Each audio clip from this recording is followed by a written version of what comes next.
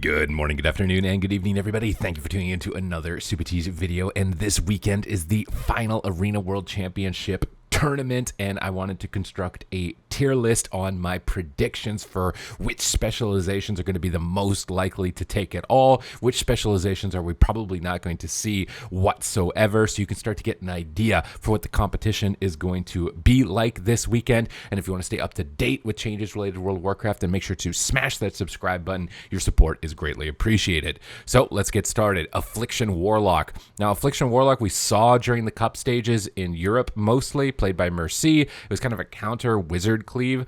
It's possible that it steps in as a desperation pick.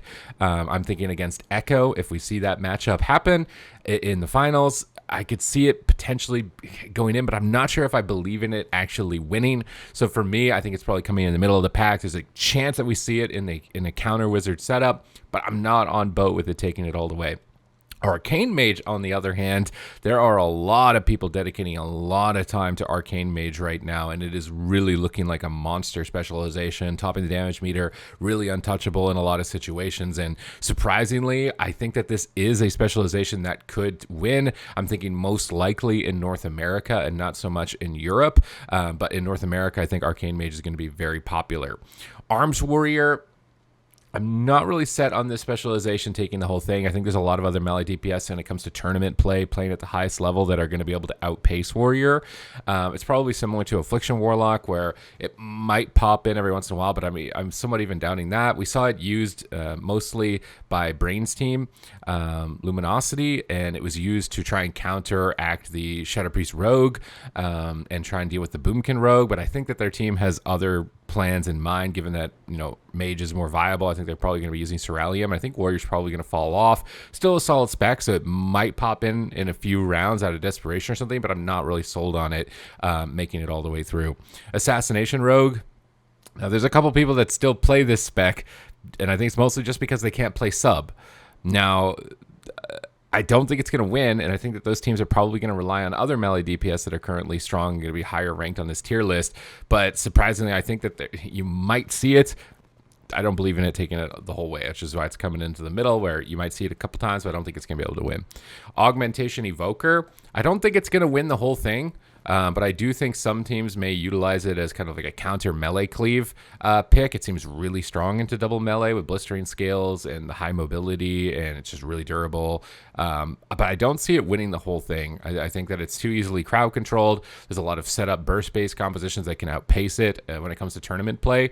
But I think there's a higher chance that we see it probably in North America, unless some of the European teams are also getting desperate and want to try things. But the thing is, in Europe, the team to beat right now is Echo, and they're playing mostly wizard comps or setup burst comps, which I don't think Augmentation Evoker is the best into. So if the other teams that are trying to beat Echo, which is completely undefeated at this point, try and use this, which is weak to that, I don't think it's going to happen. But in North America, we got a little bit more of a Zug meta. There's a couple teams that could possibly play some melee-oriented stuff, and we might see this come out in desperation. So a higher chance than the B tier, but I don't think it's going to take it all. Beast Mastery Hunter really depends on what teams make it out of the gauntlet. But I'm kind of doubting that Beast Mastery Hunter is going to be running the show at all. It's probably B. It might happen in a game or two, especially with a team like My Way, with Luxia's team. I could see it popping in. I'm not sure if I'm sold on it winning the whole thing. Now they'd have to bring some really big surprises for me, but I could see, based on their team alone in Europe, that we could see some games this weekend with Beast Mastery, but I don't think it's going to take the whole thing. Demonology Warlock, I'm going to put this up in S tier. The only reason I think Demo is going to win the whole thing is Chanimal. I don't think any other Demonology Warlock is going to win. Just Chanimal. I think Demonology is the best Warlock spec and really powerful overall, the best finishing power, best control. But I'm really doubting that anybody else playing Demonology is going to be able to win it this weekend. I think it's just going to be Chanimal. And the other teams with the other comps that they practice are going to be able to outpace the other Demo locks. Destruction Warlock. Really depends on if Bamboozle makes it out of the bracket in the gauntlet, because we will see it, I think, in the gauntlet. But I don't see them making it out with this. It's probably B. We'll put it in the middle because we will likely see it during the gauntlet day.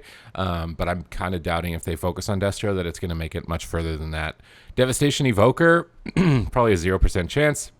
Augmentation Evoker is just Devastation, but better. and doesn't have all the drawbacks. And there's way too many high burst, high mobility classes that could just stun lock it and burst it. I think it's a very 0% chance that we see devastation this weekend. Discipline Priest. I want to put it on D tier, but there maybe is a slim chance somebody breaks this out of complete desperation. I've seen, but I really doubt it. I'm really doubting it. Its mana is not going to keep up in rank 3s, I don't think. Maybe a slight, like a Boomkin Rogue team, maybe. Maybe. I'm putting it as like a slight. I think it's going to have problems, but maybe. Ellie Shaman, I think it's probably like an A tier. Maybe some miracles happen here. We see Z-Pi mostly in Europe is what I'm thinking. Coming out with the Ellie Shaman, and they do something miraculous because they had some really good finishes in Europe. So I could see Ellie Shaman having at least a decent shot, but not a guaranteed chance of being one of the specs that we see win the whole thing.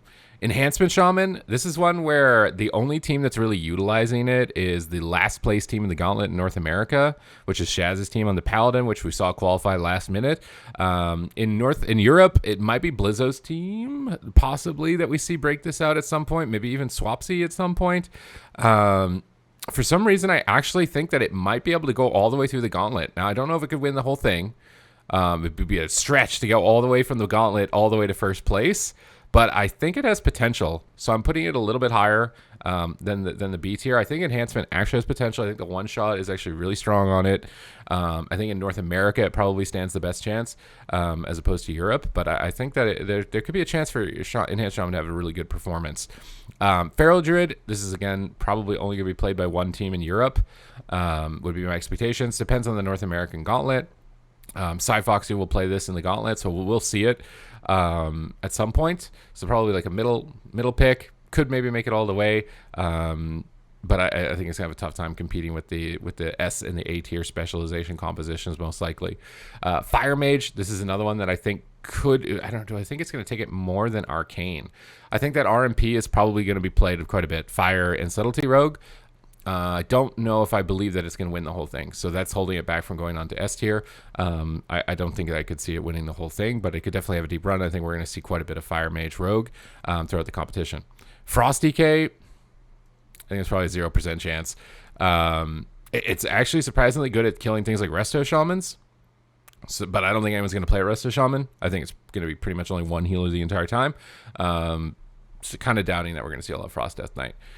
Frost Mage, kind of similar here with Affliction, and maybe we'll organize this like based on most likely to win, based on like casting order, left to right. I think that it's got a good position against melee cleaves. Does a bunch of AoE damage. Might be pretty good in some wizard mirrors from what I've seen so far. Like I've seen a lot of Shadow Priest Warlocks into Mage Shadow Priest or Mage Warlock and this type of deal, and it kind of does pretty well. Ray of Frost is the big threat. I don't know if it has the mobility or ability to avoid damage, especially against a lot of the high mobility burst comps that are currently in the game, like Subtlety Rogue. I don't think it's going to win the whole thing, but it might have a chance to be seen a few times, especially by EU. I think EU will probably try and utilize like Mage Lock quite a lot. So we'll probably see it, but I don't think it's going to go all the way. Fury Warrior, there's probably a good chance that we see it.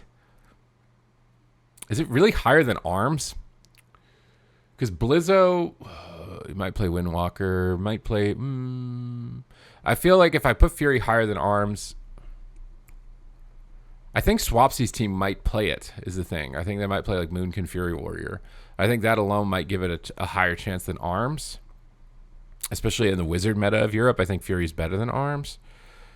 I think this is probably okay. There's a good chance that we'll see quite a bit of it. Not fully sold on it going all the way. Holy Paladin probably should have made it a tier of its own for it. This is pretty much going to be exclusively the only healer, I think, throughout the weekend. There might be a couple other ones popping up, but this is my bet probably for both regions that Holy Paladin is going to win it. This is the best mana, best throughput, best damage, best cooldown trades, most efficient. Only real downside of the class is kind of training it down, and maybe some teams will come up with some strats to do that, and we see it forced off of it. But as it stands right now, I think Holy Paladin is probably exclusively going to be the only healer that we really see. Holy Priest, I'm doubting that we see it, but there's some teams that have been randomly practicing it. I think it's probably middle. There's a chance that we might see it. I don't think it's going to be able to win the whole thing. This is a bit of a surprise one because I could see it being an A in terms of frequency. See it a bit more than the average picks. Havoc Demon Hunter really depends on the teams that make it through. I think Dippy's team right now is the only team that may likely focus on it, and they're in the gauntlet, and they have to make a really good, solid run through that. There are potentially some European teams that have used this. Maybe there's actually a higher chance than B of being seen. I think we're gonna. It would be really surprising to see a lot of it because I think Windwalker and Subtlety Rogue absolutely dominate it. But I think its frequency is going to be higher than these for sure. So I could see Demon Hunter having a little bit more frequency. It might just be the players in the tournament that currently are qualified. They've main it more. That's kind of my go for this, much less than my belief that it's actually going to be able to win the whole thing. Marksmanship Hunter, I'm really doubting we're going to see this. It's exclusively good into mages, but even the best mages will know how to play around it, line of sighting it, blinking through its aim shots, and completely shut it down. And it's also really weak to the partners that the mages are going to be playing with. So I'm really doubting that we're going to see this. Casu and Jelly Beans are the only ones, and I mean Casu might play it, but I'm really doubting that. Okay, just because Casu might play it, and he's played it in the past, I'm putting it on C, but I really think it's probably D. Balanced Druid, this is going to be an S tier pick.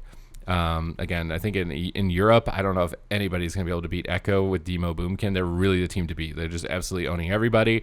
This is going to be the best chance for any team to even have a chance at beating them because Paladin is so good, and Meh has been not really playing Paladin that much. So maybe there's a shot that some Paladin comps could be able to outdo them, but it's kind of my best prediction that these guys are probably going to take it in Europe again.